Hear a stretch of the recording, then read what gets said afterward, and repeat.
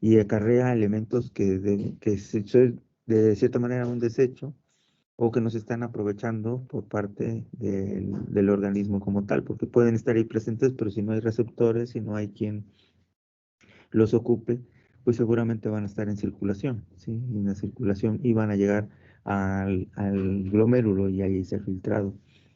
Eh, Como tal, el glomérulo, su estructura tiene una zona de captación, ¿sí? De filtrado donde llega la sangre, su contacto con todas las células que vayan a ser distribuidas allí y luego ahí permite la entrada de ese líquido y ahí hay un reconocimiento, es una membranita, es un filtro muy fino donde puede de cierta manera en forma normal discriminar, ¿sí? Lo que va a absorber. Pero si hay gran cantidad de cualquier sustancia, no tiene la capacidad para limpiarse como tal, sino de, de, de eliminarlo, vamos, porque allí es la zona de eliminación de sustancias o moléculas que lleguen para poder pasar. El acúmulo es lo que hace que aumente en tamaño y eso puede generarse ya sea por un ejercicio de trabajo, como ocurre en cualquier célula, y se van acumulando, ¿no? Los elementos. Veremos esto más claro con algunos ejemplos de las siguientes fotografías, pero esa sería la, la, la función del riñón, ¿no? La discriminación para poder sacar elementos que puedan ser extraídos a través de la orina o que deben ir en la orina. El sistema inmunológico ahí es la región donde compartiría en esencia los elementos bioquímicos para reaccionar. Es decir, puede llegar a reaccionar ahí en ese momento captando algún antígeno que represente pues una alerta bioquímica de desconocimiento, sí, del sistema inmunológico y por ello hace una respuesta inmunitaria. Hace un llamado a las células para que interpreten si esa sustancia que esté allí presente tiene que ser retirada o atacada, ¿no? Como el sistema inmunológico lo hace, fagocitada, consumida o bloqueada, ¿no? Como lo haría el trabajo del sistema. Si no ocurre esto y hay una gran cantidad, esa gran cantidad es lo que hace que falle de cierta manera esa membrana y pase el contenido hacia el exterior del glomérulo, el interior. Al interior del glomérulo tiene que filtrar, tiene que sacar todo eso y enviarlo hacia los túbulos, ¿sí? Esto puede verse obstruido, ¿sí? Por esa gran cantidad de células o microcélulas que lleguen ahí, o gran cantidad de material, que lo hablaremos cuáles son. Y eso hace que ya sea se acumule el proceso infeccioso allí, o una toxina, ¿sí? Es lo que hace que se acumule y esté presente ahí en esa región. Ahora, ¿cuáles son algunos patógenos que pueden causar este problema, ¿sí? Ya en el glomérulo como tal? Pues en uno de los casos de las proliferaciones o de la colonización, las toxinas por parte de los clostridios, como es el caso que vemos, genera en la corteza, ¿sí? Porque ahí es la zona de filtración, la zona glomerular, eh, pues no pasa para ningún lado, sino lo deja ahí en la misma corteza y comienza a dañar el tejido. La respuesta inmunitaria intenta trabajar sobre la misma corteza, pero a su vez no hay ya una respuesta bioquímica por la interacción que existe, esta colonización de la toxina, y no hay receptores. Por lo tanto, sigue la agresión y sigue la lesión. Y no puede ser reconocido, vamos. Y esto pues hace que comience a generarse una consistencia en el tejido, como lo vemos aquí, como que está gelatinoso, ¿no? Y eso hace precisamente por una toxina. En algunas ocasiones también puede afectarse el riñón cuando hay una deficiencia, ¿sí? En el desarrollo embrionario, hay una deficiencia por parte de la madre y no se va a generar no hay crecimiento, esas conexiones que son esenciales para el crecimiento de todos los órganos. Entre ellos, los más afectados son los riñones. puede haber como si vemos en la imagen, una evolución bilateral, ¿sí? Y esto es una mala formación, que puede ser una predisposición genética, o puede ser debido a esas deficiencias que le comento más, esa predisposición, pues hace que en alguno de los extremos, ¿sí?, no se ha conectado bien, no se desarrolle bien el uréter, o simplemente no exista, ¿sí? Y eso hace que haya este tipo de irregularidades en el riñón. Más adelante veremos algunos ejemplos de cómo se desarrollan y cómo pueden empatarse también, ¿no? Pueden verse de formas, unas características muy, se adaptan, vamos, y son muy raras. Bueno, también cuando deja de trabajar uno, y eso es lo bueno, el otro toma el lugar de los dos y comienza a crecer, ¿sí? Pero pueden trabajar perfectamente uno solo. Hablando mismo de de esas deformaciones, la displasia como tal es un proceso proinflamatorio que es crónico y puede ser debido ya sea a agentes biológicos, como hablamos, o agentes o inorgánicos, vamos, que pueden ser intoxicaciones o sustancias que pueden ser recibidas, o alimento, que también la transformación del alimento en algunas zonas causa toxicidad, es decir, en el caso de los rumiantes, una cetosis crónica puede generar eh, abscesos en el hígado, y por lo tanto puede generar o mandar émbolos hacia cualquier parte, y entre los órganos blancos pues están los riñones, ¿sí? Pueden ser alojados acá. Las deficiencias, como les decía, o la falta de algunos nutrimentos puede generar este tipo de malformaciones. Su desarrollo no es completo, no comienzan eh, a desarrollarse debidamente, pero aún tiene alguna función, ¿no? Tienen cierta funcionalidad, y eso permite que el animal pueda permanecer de cierto tiempo vivo, pero a la larga puede generar algún problema colateral, como es en el caso, se ven zonas necróticas en el ejemplo, y hemorrágicas, ¿sí? Principalmente hemorragias. Pues eso, en algún lugar de la filtración glomerular, de donde se van los túbulos, es ahí donde se hacen las asas, precisamente ahí donde se encuentran, no se genera este tipo de filtración, se queda allí atrapado y lesionando el tejido. Y eso hace que impida una buena formación. En algunas ocasiones podemos encontrar este tipo de patologías como son los quistes. El quiste puede ser una predisposición génica, pero también puede darse por algunos parásitos o larvas, ¿no? La larva puede llegar a alojarse en cualquiera de los órganos, entre ellos el riñón, como es el caso del cisticerco u otros organismos, sobre todo parasitarios, y generar este tipo de quistes, ¿sí?, de estructuras dentro del parénquima, dentro de la corteza. Posteriormente va a invadir cualquier otra porción del riñón. Eh, las deficiencias de algunas vitaminas o minerales como tal, ¿no?, hacen que no haya una estructura uniforme en su crecimiento. Va perdiendo corteza, masa, ¿sí? En el caso de una buena interacción con su parénquima, con su estructura para poder tener esa conexión correcta, no la tiene o desaparece. Se forman nódulos o quistes, como es el tamaño, y se acumula agua, ¿no?, líquido como tal, y eso le llamamos hidronefrosis. Hay síndromes también por eh, cuestiones génicas, ¿verdad?, por altas consanguinidades, que pueden también generar este tipo de anomalías, ¿sí?, en el riñón. Ahora bien, dietas también que persisten o crónicas, como es en el caso del almidón sintetizado en sangre, y esto puede ocurrir por una ruminitis crónica, es decir, altas concentraciones de carbohidratos no son sintetizados, o tienen un problema en la síntesis, ¿sí? Estos tienen que ser transformados luego al almidón. Esos carbohidratos tienen que desdoblarse para poder generar el azúcar, que primero pasa por el almidón y después deben ser desdoblados en azúcares. En este caso no existe hasta esta parte porque se acumula, se lleva a grasa.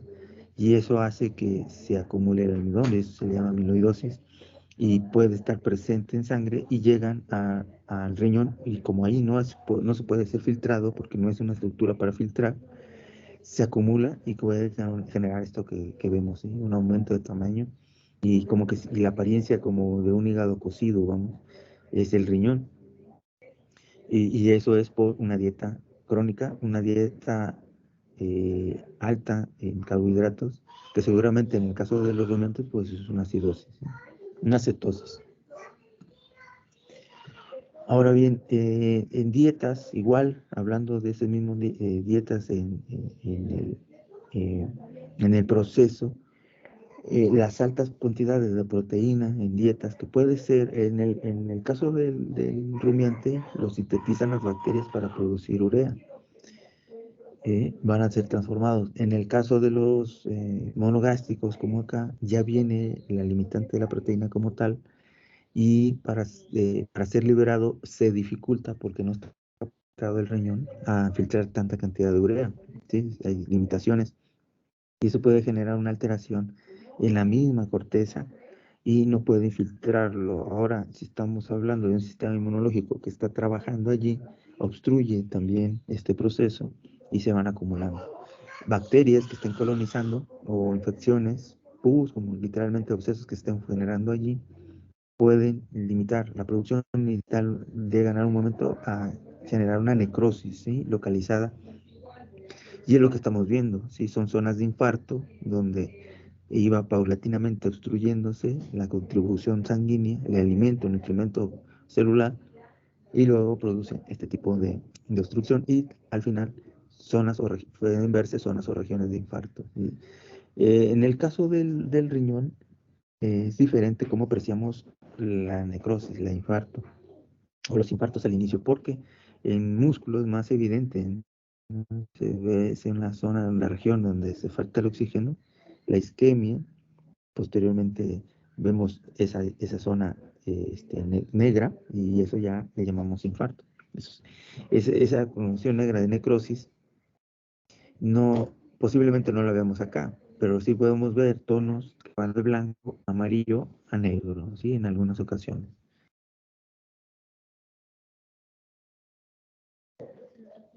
En el caso de otro tipo de crecimiento eh, que agrede al glomérulo, pueden ser eh, intoxicaciones. Una de ellas es el cobre. Aquí en este ejemplo es un clásico de una intoxicación por cobre, donde seguramente el productor eh, que tenía este tipo de animalitos, seguramente tiene ganado para leche, ganado lechero.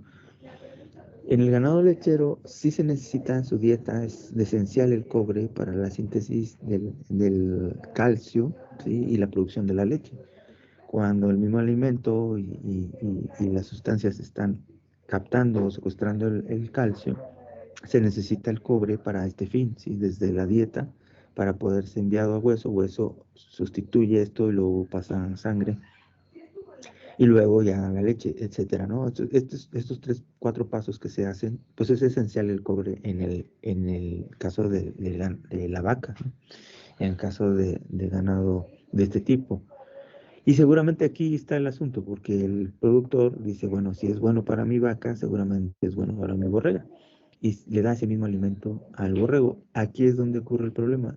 No sintetizan igual, ¿sí? La generación de calcio no es un elemento que sustituye, secuestre el calcio en la borrega. Es más, es mucho, o sea, la cantidad que se le está proporcionando. Y por eso tenemos este caso de intoxicación, ¿sí? Por cobre.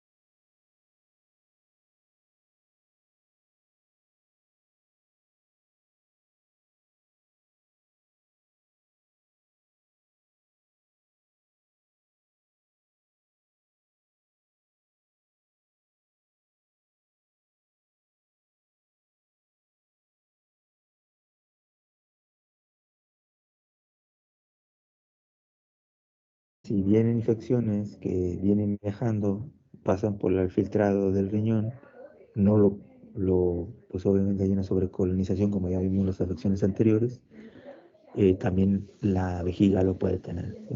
Y ahí es donde confirmamos esto. Por eso es importante revisarlo. Bueno, esos son algunos ejemplos, son al azar, pero si hay algún comentario o duda, esos son todos desde la presentación.